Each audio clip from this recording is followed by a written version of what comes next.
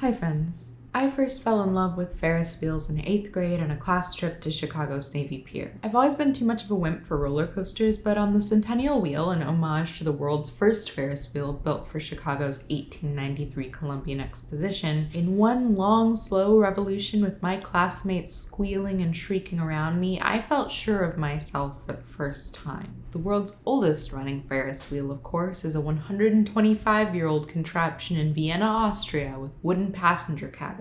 It was supposed to be demolished in 1916, but the park ran out of money, so it's still there. And I've been on that one too, in high school on a once-in-a-lifetime educational trip with my AP Euro class. I learned on that bus tour through Eastern Europe that all of that history was a part of me, and that so much of it is structurally unsound. In my on-again, off-again relationship with living in Seattle, I rode the Ferris wheel that lurches out over Elliott Bay many times. At least every time I went away and every time I came back.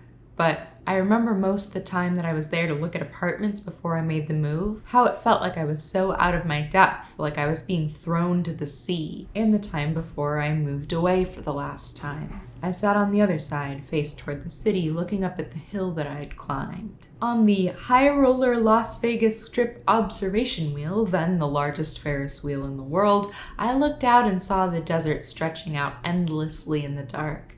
There was nothing there. My life I'd wrecked and run away from, all of it gone. And my God, was it beautiful. I've never ridden the Coney Island Wonder Wheel, even though I've lived here 5 years now, and maybe at this point I should wait another 5. Go on it at my 10-year New York anniversary, when I can finally call myself a real New Yorker. By this point in this video, or for longtime viewers at this point in the history of my channel, you may realize that I hold Ferris wheels, the concept, very close to my heart. If you find yourself at a carnival wanting to reflect on your life and see yourself differently, funhouse mirrors are a little too on the nose. Get yourself to a wheel. I went to Montreal 2 weeks ago. I did not film it, so I cannot show you what it was like, but maybe I can tell you. I went because I'd been coming out of my skin. For the past unit of the pandemic, I've been trying to live by one rule, which is that if everybody did the thing that I'm about to do, would I be okay with that?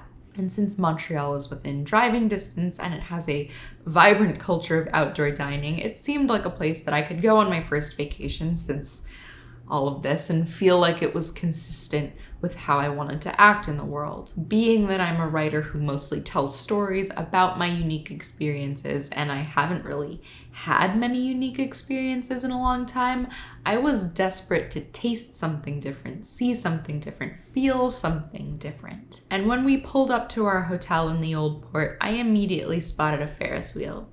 It's in the uncool, touristy part of the waterfront, next to cotton candy stands and souvenir stalls that sell tiny plush mooses. And I knew that I had to go on it. I brought my Polaroid camera and I took 3 photos. And I thought about how even though I didn't really travel or meet people or do many new things, I'm a completely different person than I was 3 years ago. It was the overwhelming stillness that changed me. See, the times and places that I've found Ferris wheels have always signaled quite a literal turning in my life. They mimic so perfectly how we spiral our way through time, repeating the same mistakes, relearning the same lessons until something shifts. You look out from a point up there and see things from an entirely different perspective. Everything's bigger or broader or more beautiful than you knew it could be before. And all that's different is how you understand it. When you come down and get out, you're in the exact same place. But everything's changed. In comments, tell me about something that's shifted in your life without you noticing, or tell me about your favorite Ferris wheel because I'm certain that I want to visit it. This video is brought to you by the Radish Collective. You can join them at patreon.com/ItsRadishTime, and I will see you next week. Bye.